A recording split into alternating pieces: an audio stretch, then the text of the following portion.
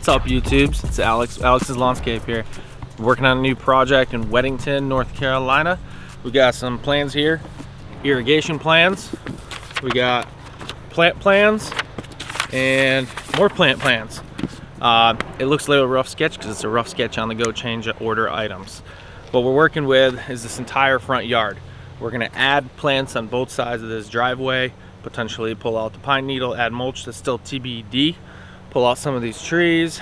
We're gonna completely scrap the front yard turf, taking that all out of here. We're adding a new irrigation system since the old one is whack, adding completely new fescue sod since the old grass is whack, and we're removing 6 trees off the property because they're also whack. So we're doing all that, mostly in the front yard. A couple of those trees are in the backyard.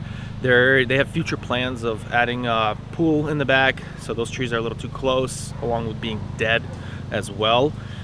Let's walk through the property and you'll see what I'm talking about. Right here, front of the driveway, we're gonna build hedges with a bunch of boxwoods, place those in about every 12 inches or so on either end, add in some more soft touch hollies, and plant in these boxwoods that we transplanted from the front yard right up against the house as well. Everything is gonna come in right here, nice and installed just like that. Same thing on this side, right here.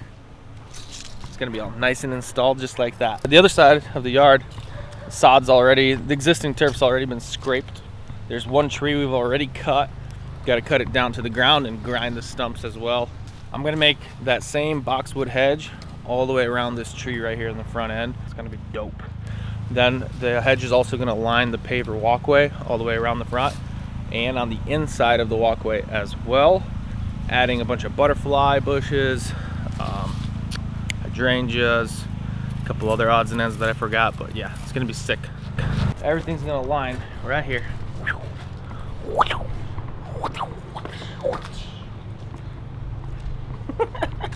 The hedge is gonna come around this walkway, and I was thinking, how do I make a transition to this bed right here so it doesn't cut across the bed? Right now it's hard to see because of the leaves, but it's actually a bed that I'm standing in, so it's gonna look funny. So what I decided to do is I'm just gonna skip about 15-20 feet and continue the hedge on from there. I think that'll give it like a nice little transition shot. Sod irrigation in the front and inside this 8-foot channel as well to this end and right to here, end of the wall. Backyard, all we're doing is we're throwing a bunch of topsoil down and just overseeding it for the future. Nothing fancy since it's going to be all dug up in a year or so. We already have these 2 smaller trees cut, and we're going to cut another big dead oak and another live oak over there as well. Still got to go. I'm waiting on a tree climber to arrive. They didn't come today like they said they would. Hopefully they come Monday, we'll see. If they don't, I'll have to climb it, which I can do, but I'd rather not because I'm 300 pounds.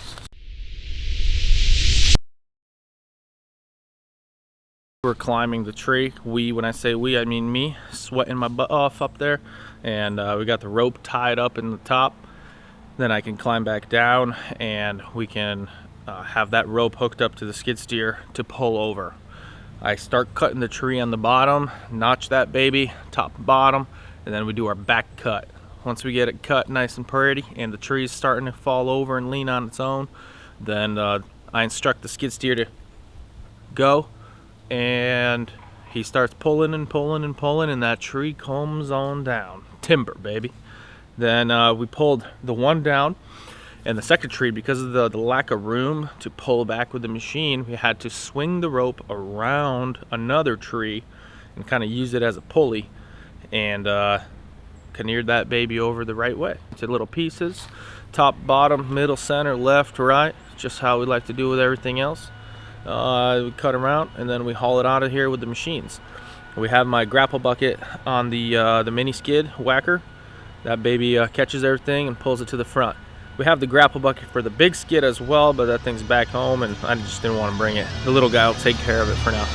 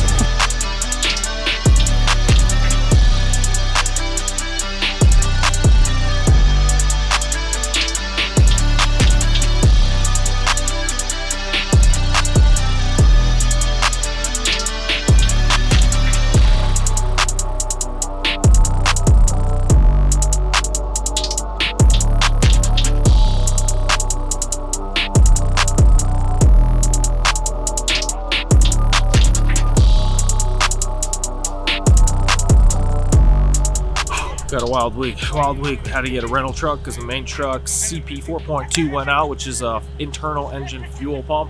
That's a $5,000 repair, doing it the quick way.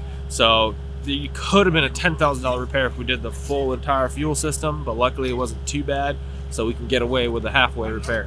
It'll still work good. Now, here on the project site, we had a natural sinkhole appear that under one of our trenches, about 3 feet deep. We had to fill it with stone that we recycled off the property that we were going to get rid of anyway. That's getting backfilled now. All the trenches with irrigation are getting backfilled now. First load of topsoil just arrived. We got 1 to 2 more coming, depending on how many we need. We're getting rid of the last of the sod. We're getting rid of the last of the leaves and pine needles, and we're getting rid of ourselves after that. End of the day.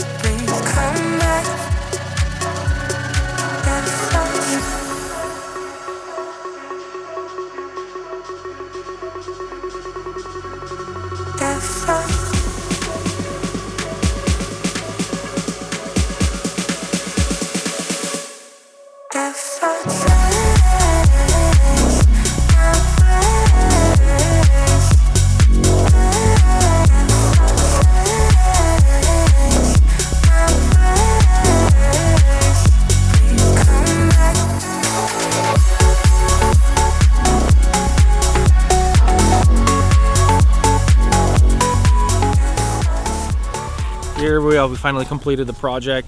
If you guys remember, I just talked about how we're starting the project. All that we did was everything. That's all we did. We just did everything. And we started off with scraping out all the old turf. We removed about 9 trees off this yard. We did, what else?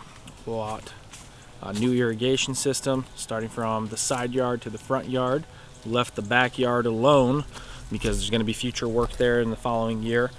We also, funny story, trenching for all of these irrigation lines. We came across all of the past homeowners' conduit electrical wiring lines. So they were super shallow, they weren't where they should have been, and there's also just no way to know where they were run to begin with. So we cut through a whole bunch of it and had to repair all of that along the process, which was fun, let me tell you. So that all got repaired. There was a septic pump line, 2-inch pipeline that got repaired as well. That was where it shouldn't have been. There's no way to know where it was, but it got done. We also brought in over 200 plants, mostly boxwoods, dwarf boxwoods. I think there's roughly 170 of those or so. We just lined the driveway, walkway, things like that. Put in a whole bunch of different plants, and then we pulled all of the pine needle that was in the beds. We put in the black mulch and beautified all that, and then we wrapped it all up with the fescue sod over the course of the front yard. There's about 14,500 square feet here that got done. The backyard also got hardly raked and topsoiled in areas where it needed it, and seeded with winter rye per homeowner request. He did opt to not put straw in the beginning. Now he's talking maybe he wants it. We'll see. And then, yeah, we fixed the lighting. There were some lighting issues that got fixed as well. and that's pretty much it. You know, we originally scheduled this job for 7 to 10 days before the tree work, before the plant and mulch work. So it was just irrigation and sod at that point. So with all the additional work, this actually ended up being 3 weeks worth of work. We did probably, I was talking with the guys, probably went over maybe 3-4 days extra of just lost time of just doing extra Home Depot runs, extra this and that, extra little repairs, and just things that added up over the course of 3 weeks. Probably lost a good 3-4 days, but you know, whatever. So within 3 weeks we got this amount of work done, and it looks fantastic.